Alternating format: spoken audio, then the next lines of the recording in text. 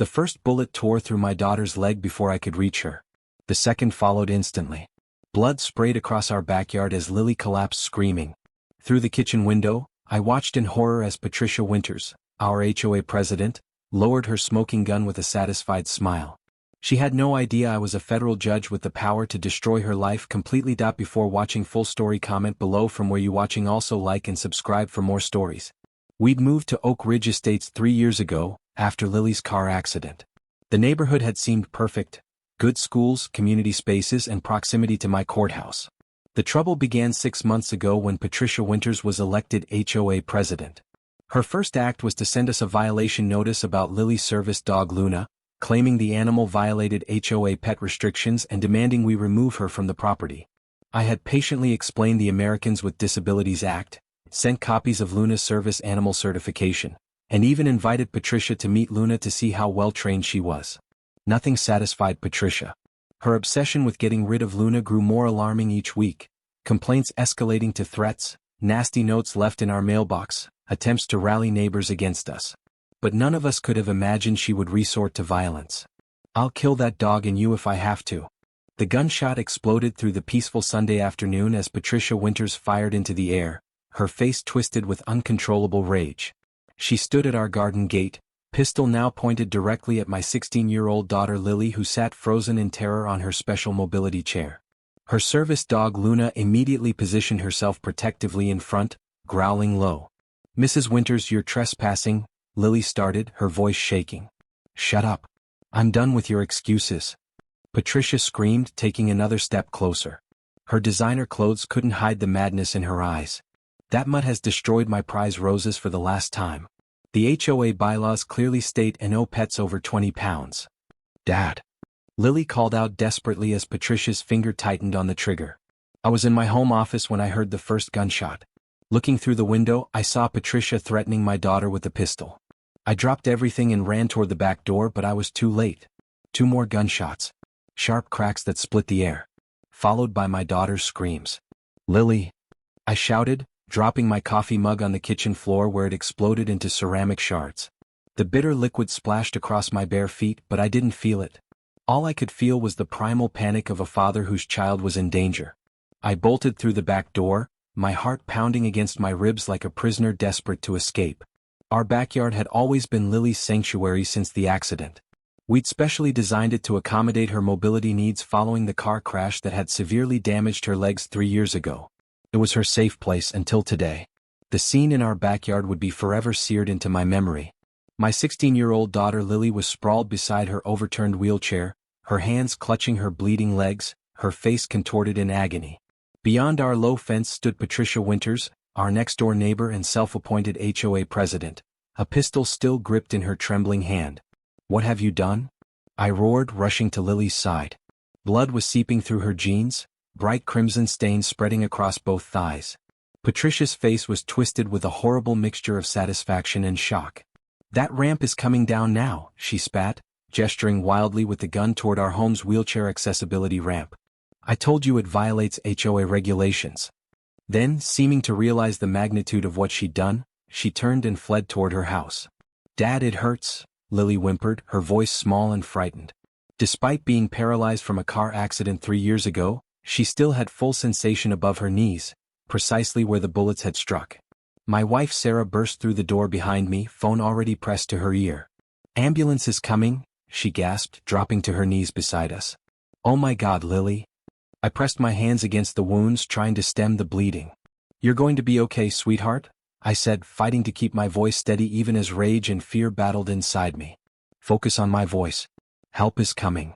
Through her tears, Lily managed to whisper. She said, "Luna was disturbing the neighborhood. Then she just shot me." Cold fury replaced the panic in my veins. Patricia Winters had been waging a petty campaign against our family since we got Luna 6 months ago. She'd filed complaints about barking. Luna was professionally trained and rarely made a sound, claimed allergies despite never having shown symptoms, and even suggested the dog was dangerous, despite Luna's gentle temperament. But this was attempted murder.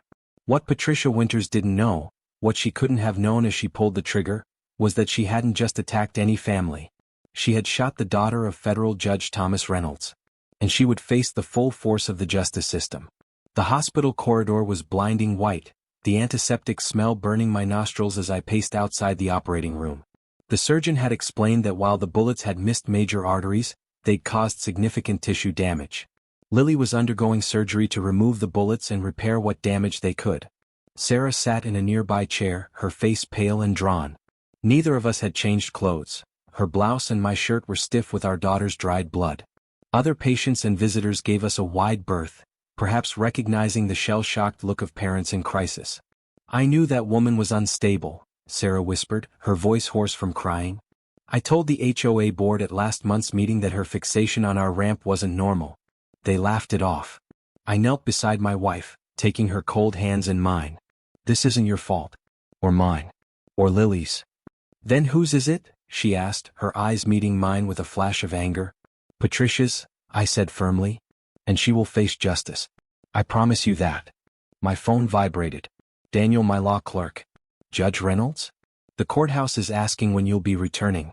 Should I reschedule tomorrow's hearings?" Until that moment, I hadn't thought about my position or responsibilities. For the past 3 hours, I'd been nothing but a terrified father. But now, I felt the weight of my judicial robes settling onto my shoulders, along with the realization of the power I wielded. "Daniel," I said, stepping away from the hors d'oeuvres, "I need you to contact Detective Mason at County Police and pull every file we have on crimes against disabled persons." Sarah looked up at me, recognition dawning in her red-rimmed eyes. Patricia Winters had made the worst possible enemy. The police moved with extraordinary efficiency. Within hours of the shooting, they had surrounded Patricia Winters' home.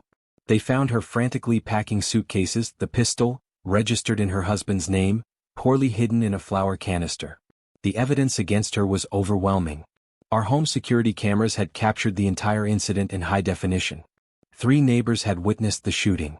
And Patricia's own social media accounts documented her escalating obsession with getting rid of Lily's service dog, including one post from just the previous day. "Some people won't learn until they're taught a real lesson about following the rules we all have to live by."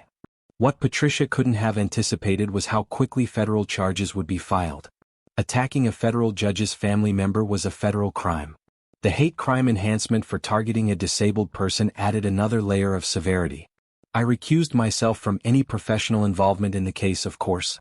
But I made certain the prosecutor understood the gravity of the situation.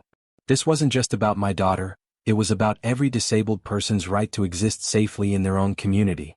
"Do I have to look at her?" Lily asked, adjusting the blanket over her bandaged legs. 6 weeks had passed since the shooting. The physical wounds were healing slowly, but the psychological trauma remained fresh and raw. I sat on the edge of her hospital bed, taking her hand in mine. "No, sweetheart. You don't have to face her if you don't want to. Your recorded testimony is enough." Lily's fingers twisted nervously in mine. "Everyone keeps saying how brave I am. Shouldn't brave people face the people who hurt them?" "Being brave doesn't mean putting yourself through more trauma," I said gently. "It means surviving, healing, and not letting someone else's cruelty define your life." She was quiet for a long moment, then nodded slowly. "I want to go. Not because I'm brave, but because I want her to see me. I want her to know she didn't break me." Pride swelled in my chest. My daughter possessed a strength that had nothing to do with the function of her legs. The courtroom fell silent as Lily wheeled herself through the double doors. Every head turned to watch her progress down the center aisle, her chin held high despite the visible pain each movement caused her. Sarah and I followed closely behind, our presence a protective shield. The courtroom was packed to capacity. Disability rights activists lined the back wall. Reporters scribbled furiously in notebooks. Several of my judicial colleagues sat in reserved seats, their presence a silent statement of solidarity. Patricia Winters sat at the defendant's table, her previously immaculate appearance now diminished by 2 months in jail awaiting trial. Her carefully highlighted blonde hair had grown out showing dark roots, her manicured nails were broken and unpolished, and her designer clothes had been replaced by a modest beige blouse and dark skirt, an attempt by her defense team to present her as a humble, remorseful neighbor. The evidence against her was insurmountable, yet she had rejected a plea deal, somehow believing she could justify her actions. Her eyes widened when she saw Lily, perhaps truly comprehending for the first time the human impact of her cruelty. For a brief moment, something like shame flickered across her face, but it quickly hardened back into the entitled indignation we had come to know so well. The trial lasted just 4 days. Patricia's defense tried to argue that she had only meant to frighten Lily, not harm her. But the prosecution systematically dismantled this claim with evidence of premeditation, malice, and a pattern of escalating threats. When the jury delivered the guilty verdict on all counts, attempted murder, hate crime against a person with disabilities, and assault with a deadly weapon, Patricia collapsed in her chair. The judge, a longtime colleague of mine, sentenced her to 30 years in federal prison with no possibility of parole for at least 20 years. As court officers led Patricia away, she finally looked directly at me, recognition dawning in her eyes as she realized who I was. She hadn't just attacked any family, she had shot a federal judge's daughter. I didn't smile. I didn't nod. I simply held her gaze, letting her see the full weight of the justice system she had brought down upon herself. 1 year later, our community gathered on the lawn of our home. Not for a protest or an HOA meeting, but for the grand opening of the Lily Reynolds Foundation for Disability Rights and Service Animal Protection. The transformation of our neighborhood had been remarkable. After Patricia's conviction, the old HOA had been dissolved and reformed under new leadership, a council that included 2 members with disabilities and a service animal trainer. The community had adopted new bylaws that explicitly protected the rights of residents with disabilities and their service animals. The same neighbors who had once silently endorsed Patricia's campaign now volunteered for Lily's foundation. After Patricia's conviction, we had received hundreds of letters from disabled individuals and their families, sharing stories of discrimination, harassment, and violence related to service animals and other disability accommodations. The pattern was clear and disturbing. What happened to Lily wasn't an isolated incident, it was simply the most publicized example of a pervasive problem. Using the settlement from our lawsuit against the former HOA and Patricia Winters' seized assets, we established a legal defense fund for disabled individuals facing discrimination and violence. The foundation also provided service dogs to disabled people who needed them, conducted education programs about disability rights, and lobbied for stronger legal protections. Governor Sawyer himself had come to deliver the keynote address.